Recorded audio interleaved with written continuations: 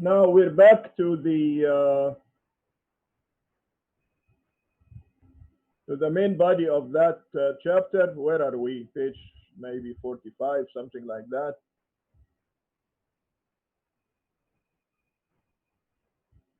Yeah, we want to deal with signed numbers now. We have already dealt with the unsigned numbers. We want to deal a little bit with signed numbers, and this is a very good part of this chapter, and it's coming at the end of the lecture, actually, how to deal with signed numbers. The most significant bit is a signed bit. So if you see that bit equal to 1, that means the number is negative. If you see that bit equal to 0, that means the number is positive. When the number is negative, the N flag will automatically rise to 1. When it's positive, the N flag will automatically go to 0. So positive numbers are like this: sign and magnitude, you get 0 and then the rest. Negative numbers, you get 1 and then the rest.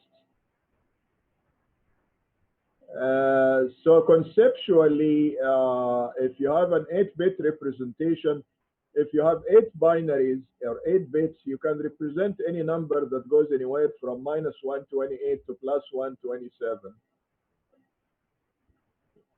including 0. That's a span of 256.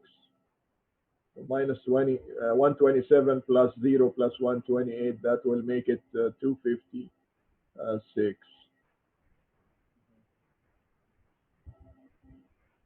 Sign number concepts. Then there is an issue that is really confusing, the overflow issue in signed number operation. What is an overflow and what do we do with it, you know? Um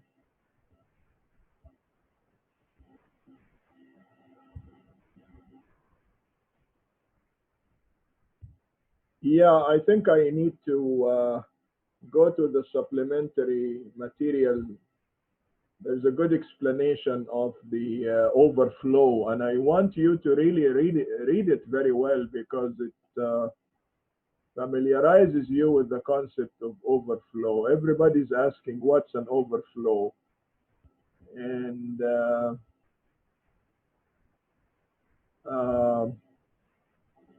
I'll give you a couple of examples which demonstrate the overflow. And from these two examples, you can infer some rules.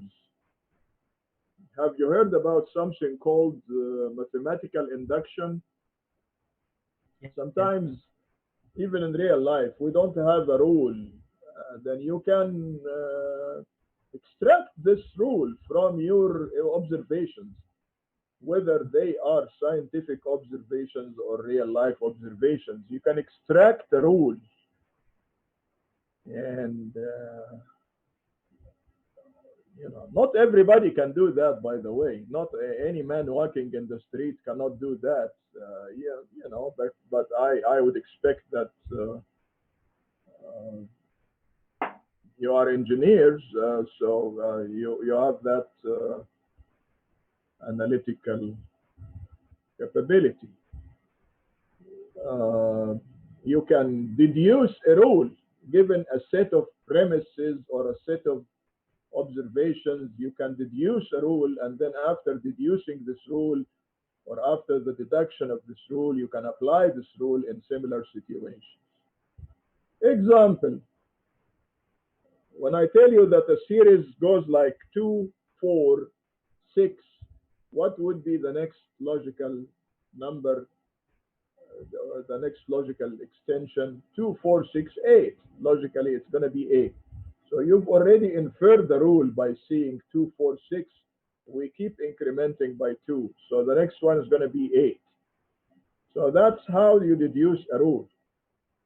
Now let's go back to the issue of overflow. Let's talk about some numbers and see what's the definition of overflow. When do we know that there is an overflow? we can tell if there is an overflow or not because our mind works in a different way from the the the computer.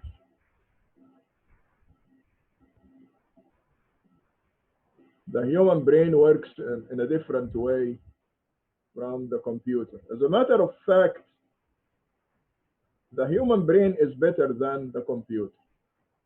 No wonder the human created the computer didn't create the human brain. Uh, the reason is the following, and what I'm saying is scientific, not emotional. The reason is that the human being can approach the result using several ways. The computer has only one way to achieve the result. It's highly automated and it can only do what it is told to do. But the human brain has a lot of flexibility. You can achieve the result using different ways. Okay, having said what I said, but I have to say it at least once, let us start defining overflow. Starting with the number minus 128, let's consider 128. 128 is 2 to the power 7. How do you represent minus 128? Take the tooth complement. Tooth complement is 1's complement plus 1. So you're going to end up with the same thing. Believe it or not. Yeah. Professor, are you showing something us on? Are you showing Could you something? please raise your voice, please? Professor, are you showing something in the screen because we don't see anything other You than don't see your it? webcam on your face? Uh, thanks for telling me that. How come you are not seeing that?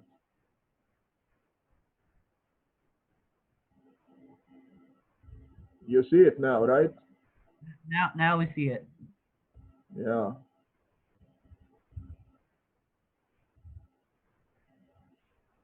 All right. This 128, you can represent a number like 128 like this if it's an unsigned number. This is 128.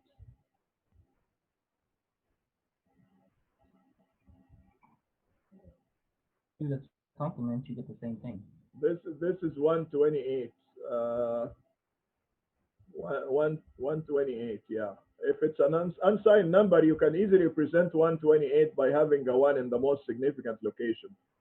But if you have signed arithmetic and you have 1 at the most significant location, that's not a plus 128. That's got to be minus 28, minus 128. So the same number can be can represent plus 128 if it is unsigned arithmetic, and the same number can represent minus 128 if it is signed arithmetic. That's the whole idea.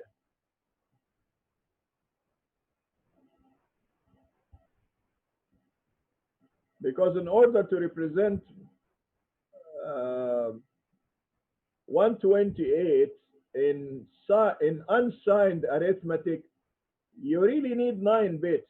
8 bits is not enough. 8 bits is not enough. If you have one if in signed arithmetic. Wait a second.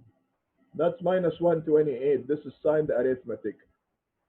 This is 128. This is okay. This is unsigned arithmetic. If you want to represent 128 using unsigned arithmetic, you need 9 bits. 8 bits is not enough to represent 128 in signed arithmetic, but it is enough to represent minus 128 in an unsigned arithmetic. Let's look at these two examples, and these two examples are extremely important.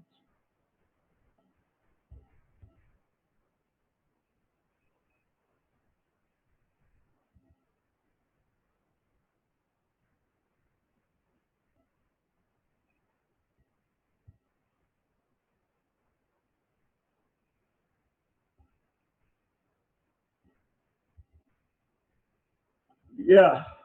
Let us see two scenarios. How can we detect if there is an overflow? Mathematically speaking, overflow can be considered overflow if there is one of two conditions.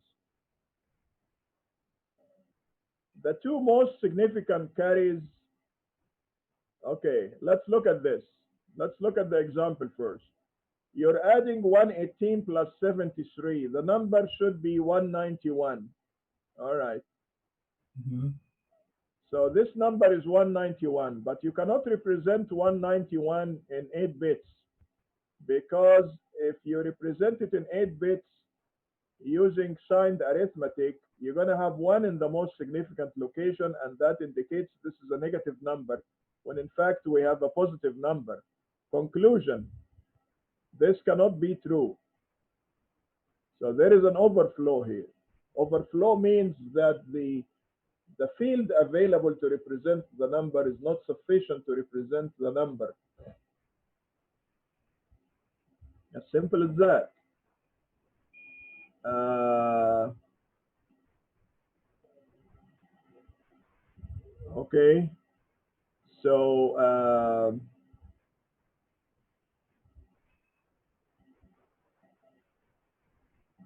so there is a carry. There is a carry here. 1 plus 1, there is a carry. Okay. I want you to pay attention to this. Let's look at this, the carry from bit 6 to bit 7 and the carry from bit 7 to bit 8.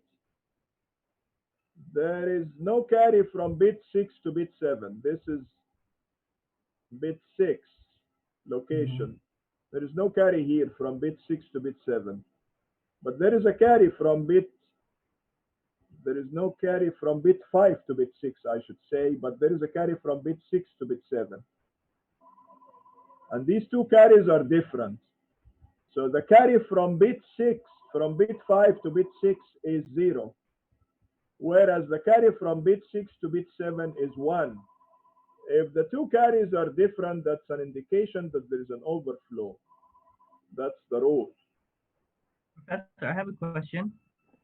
Yes, What about if you had a carry at D7 to D8? we will see this example here. The second Oh, example. okay. The second example.